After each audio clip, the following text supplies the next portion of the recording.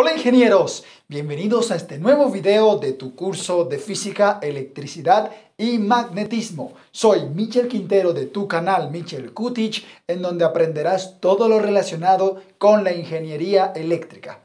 En el video de hoy te voy a mostrar cuál es la energía almacenada en un capacitor. Sin más preámbulo, nos vemos en el video.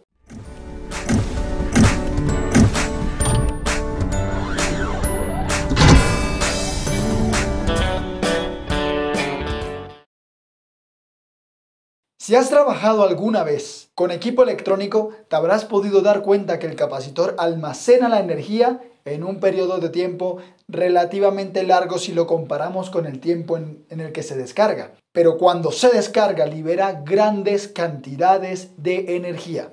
Eso ya te lo he explicado en un video anterior que te dejo por aquí en las tarjetas, cuando hablábamos de las capacitancias. Si las placas de un condensador cargado se conectan a través de un alambre, van a descargarse súbitamente con un alto nivel de energía, toda la energía que hayan podido lograr acumular. Ese proceso tardará tanto como se tarde el capacitor en descargarse. Y con frecuencia esta descarga se puede ver como una pequeña chispa visible. Si por algún accidente llegases tú a tocar las dos placas o los dos bornes que están conectados a las placas de un condensador o capacitor, este se va a descargar a través de ti por ser un conductor. Si es una capacitancia pequeña, solamente sentirás un pequeño choque eléctrico que no va a darte mayores dificultades. Pero si estamos hablando del nivel de diferencia de potencial o voltaje que se forma en el tubo de rayos catódicos dentro de un televisor y las placas que hay dentro del televisor, y tú tocases los extremos, podría llegar a ser mortal, sobre todo si esa corriente circula a través de tu corazón. Así es muy importante que tengas en mente lo siguiente: el nivel del choque eléctrico que tú sufrirías va a depender del nivel de la capacitancia del capacitor y el nivel de voltaje o diferencia de potencial al que está cargado y sometido el capacitor. Los capacitores logran almacenar una energía igual al valor del trabajo realizado necesario para poder mover las cargas de una placa hacia la otra. Y es que mover las cargas de una placa hacia la otra cuando ellas están neutrales es muy fácil. Pero a medida que empieza a haber una diferencia en las cargas, se va creando una diferencia de potencial.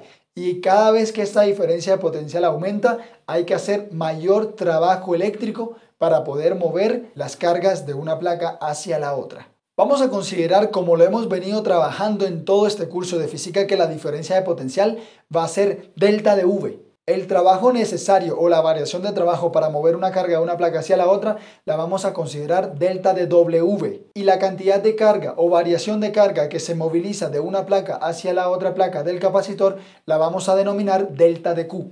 De esta forma tenemos la ecuación que estás viendo en pantalla, en donde tenemos la variación del trabajo será igual a la diferencia de potencial por la variación de la carga, delta V por delta Q. Pero también sabemos que delta V es igual a la carga Q dividida la capacitancia C, para un capacitor que tiene un total de carga igual a Q mayúscula tal cual como se expresó en la ecuación. De esa forma, una gráfica que quisiera contrarrestar en dos ejes el voltaje contra la carga, podríamos ver que se produce una línea recta con una pendiente igual a 1 entre capacitancia, como lo puedes ver por esta gráfica de acá. En la gráfica puedes ver que en el eje vertical tenemos la diferencia de potencial, mientras que en el eje horizontal tenemos la carga eléctrica.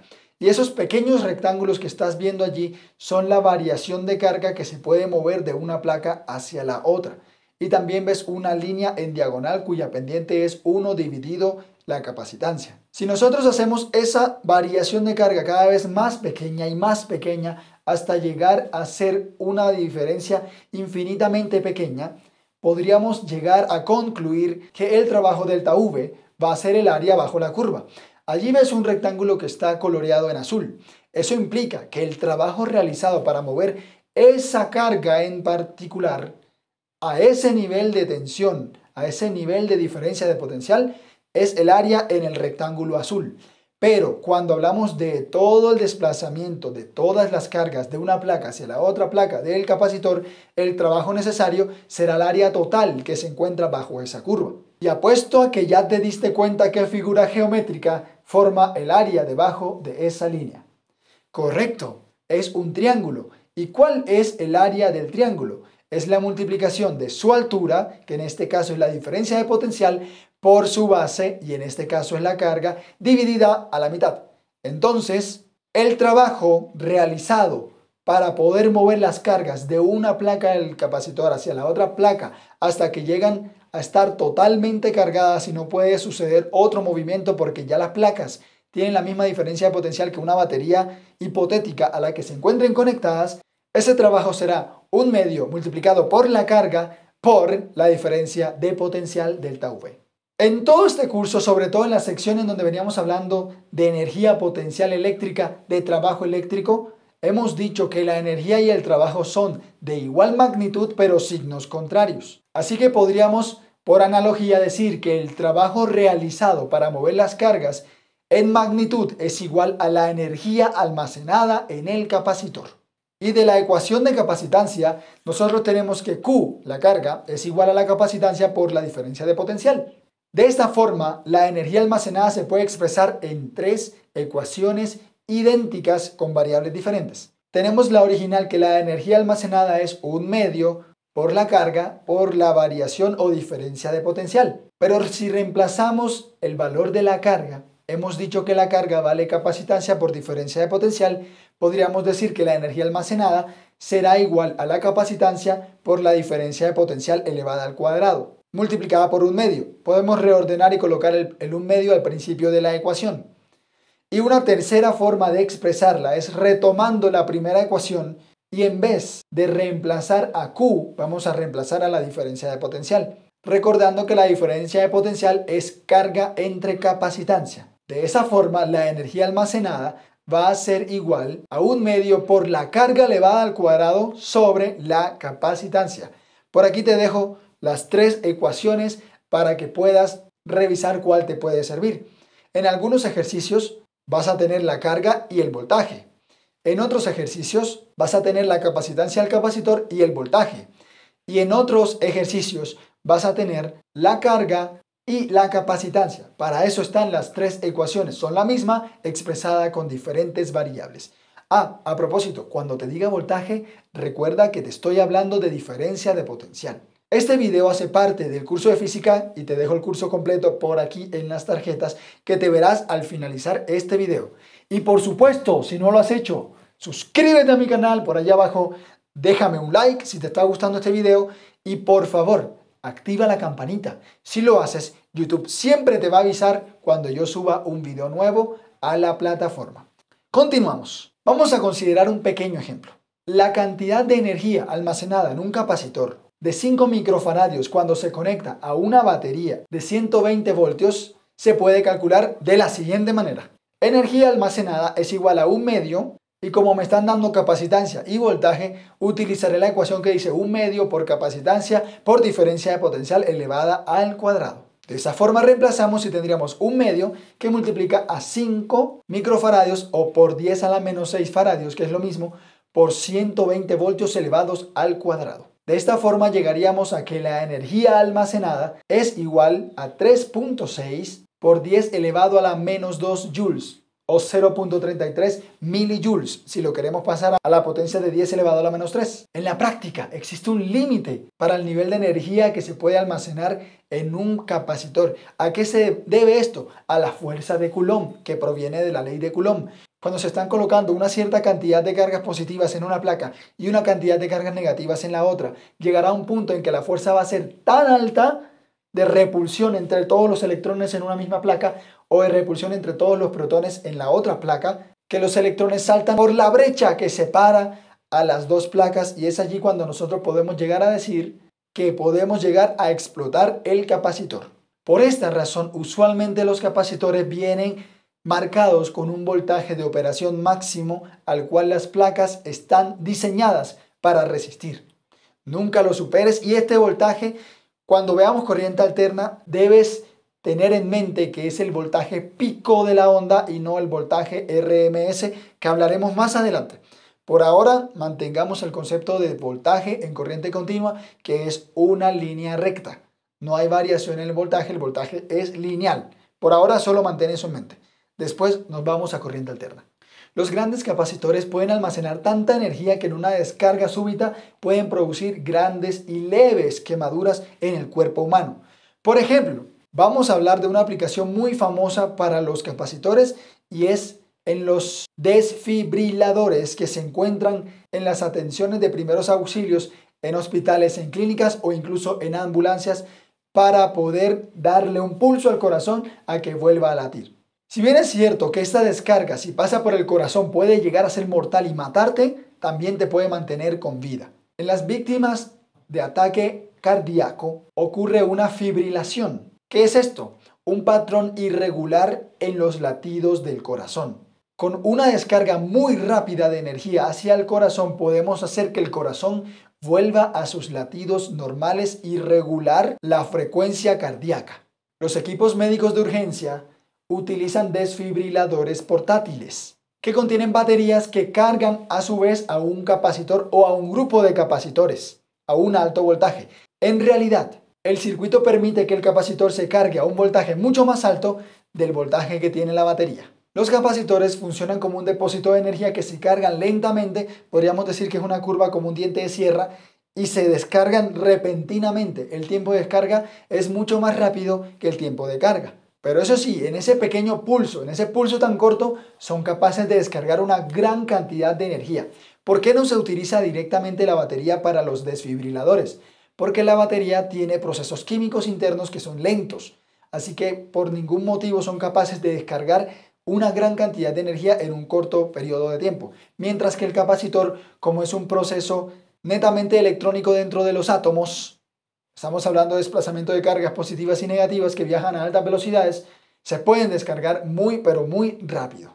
¿Te has preguntado por qué en las películas, en las series de médicos, cuando han dado un primer choque, tienen que esperar cierto tiempo hasta que el desfibrilador esté listo para ser utilizado nuevamente?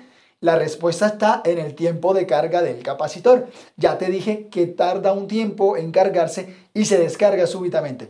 Por eso los ves a ellos allí esperando el momento oportuno para poder emitir una nueva descarga en el paciente. La razón por la cual tenemos alto voltaje en el capacitor, más alto aún que en la batería, es debido al fenómeno de la inducción electromagnética, que te explicaré en un próximo video, así que tienes que estar atento a este canal para cuando salga ese video. Faltan una buena cantidad de videos, pero llegaremos a él. Bueno, ya basta de teorías y nos vamos a un ejercicio práctico. Últimamente estamos realizando un ejercicio siempre para que te queden claros todos los conceptos que estamos analizando. Y en el ejercicio, obviamente, vamos a hablar de los desfibriladores. Así que para eso voy a grabar la pantalla de mi computador. Ok, el ejercicio se llama voltaje típico, energía y tiempo de descarga para un desfibrilador. Y el enunciado dice lo siguiente. Un desfibrilador totalmente cargado contiene 1.2 kilojoules o kilojulios de energía almacenada en un capacitor de 1.10 por 10 elevado a la menos 4 faradios. En una descarga a través de un paciente en 2.5 milisegundos se entregan 6 por 10 elevado a la 2 julios, o lo mismo que decir 600 julios o joules de energía eléctrica. Debemos calcular dos cosas. La primera, o A, determine el voltaje necesario, voltaje de diferencia de potencial, necesario para almacenar 1.2 kilojoules en la unidad, en el desfibrilador. B, qué potencia promedio se entrega al paciente. Vamos en el A utilizar una ecuación que ya hemos venido presentándote en este video, y en el B vamos a dividir la energía entre el tiempo para obtener la potencia. Aquí hago un paréntesis. Potencia es igual a energía dividida entre tiempo y energía es igual a potencia por tiempo.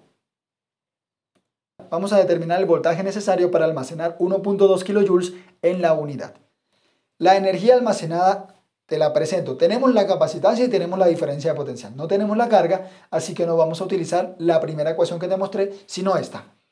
1 medio de la capacitancia por la diferencia de potencial elevado al cuadrado. despejamos. La diferencia de potencial será igual a 2 veces la energía almacenada entre la capacitancia, pero a esto le debemos sacar raíz cuadrada porque la diferencia de potencial, si lo notan aquí, estaba elevado al cuadrado. ¿Por qué quedó así? Porque este número que estaba dividiendo necesitamos multiplicar en ambos lados un 2 para poder eliminarlo, y esa capacitancia que está multiplicando debemos dividir la capacitancia en ambos lados para poder eliminarla de este lado, y se coloca dividir en el otro lado de la igualdad, y ahí tenemos la ecuación. Reemplazamos los valores, tenemos el 2 que viene de la ecuación propiamente, la energía 1.2 por 10 elevado a la 3 joules o kilojoules, 1.1 por 10 elevado a menos 4 faradios es la capacitancia, y sencillamente realizamos la operación. Háganlo en sus calculadoras y verifiquen que esta ecuación está bien resuelta. 4.67 por 10 elevado a la 3 voltios o 4.67 kilovoltios. Eso es un voltaje mucho más alto de lo que una batería convencional nos puede proporcionar. Vamos al punto B. ¿Qué potencia promedio se entrega al paciente? Ya les dije que vamos a hacer una división entre la energía entregada dividido a el lapso de tiempo en el cual se descarga el capacitor o el desfibrilador. Tenemos que la energía que se entrega son 600 julios, es decir, 6 por 10 a la 2 julios, entre 2.5 milisegundos, que es lo mismo por 10 elevado a la menos 3 segundos.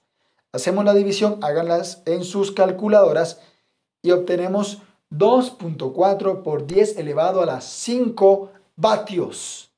Mucho cuidado aquí, vatios es una W, pero sin cursiva. Mientras que trabajo o en algunos libros energía también es una W, pero siempre está en cursiva. Las unidades usualmente van sin cursiva, mientras que las variables usualmente sí van en cursiva. Aquí con este ejercicio que acabamos de resolver quiero decirte una cosa. No es propicio decir la potencia en cada instante de tiempo, sino más bien potencia promedio, porque la potencia que descarga el capacitor, que lo veremos después cuando veamos circuitos RC, es decir, resistivos y capacitivos, notarás que la curva de descarga no es algo lineal, y por no ser lineal no podemos hablar de una potencia constante, pero sí hablamos de un promedio. Es por eso que tomamos la cantidad de energía que se descarga dividida entre el periodo de tiempo en el cual se descargó esa energía, y ahí sacamos el promedio de la potencia. Vamos a finalizar con el diseño de máxima energía posible en un arreglo de varios capacitores y baterías. Te hago una pregunta. ¿Cómo se deben conectar 3 capacitores y 2 baterías de modo que los capacitores almacenen la máxima energía posible? Si no sabes de lo que hablo, por aquí en las tarjetas te dejo las conexiones posibles o combinaciones posibles de los capacitores, serie, paralelo o mixta. Vamos a la explicación. La energía almacenada en el capacitor es proporcional a la capacitancia y al cuadrado de la diferencia de potencial. Y lo que queremos es maximizar esa energía que podemos almacenar en los capacitores. Si los 3 capacitores se conectan en paralelo, sus capacitancias se suman, es decir, tenemos una capacitancia superior. Y si las baterías están en serie, sus diferencias de potencial también se suman. Es decir, con este arreglo alcanzaríamos la máxima energía almacenada posible. Recapitulamos, las 2 baterías se conectan en serie y los 3 capacitores se conectan en paralelo para obtener la máxima energía almacenada posible. Aquí te quiero dejar un reto para el próximo video y comenta en los comentarios. Déjame en los comentarios la respuesta que crees correcta para esta pregunta. Si el voltaje a través de un capacitor se duplica, ¿qué pasa con la energía almacenada? A. Reduciría a la mitad. B. Se duplicaría. C. Se cuadruplicaría. Déjame la respuesta en los comentarios y debatimos un poquito. Hasta aquí ha llegado el video de hoy, espero que lo hayas disfrutado y nos vemos en el siguiente, en el que vamos a hablar de capacitores con dieléctricos. Te dejo por aquí la opción de suscribirte a mi canal y por aquí también puedes ir a ver el curso completo de física, electricidad y magnetismo. Es un placer estar con ustedes. Nos vemos en el siguiente video. Hasta pronto, ingenieros.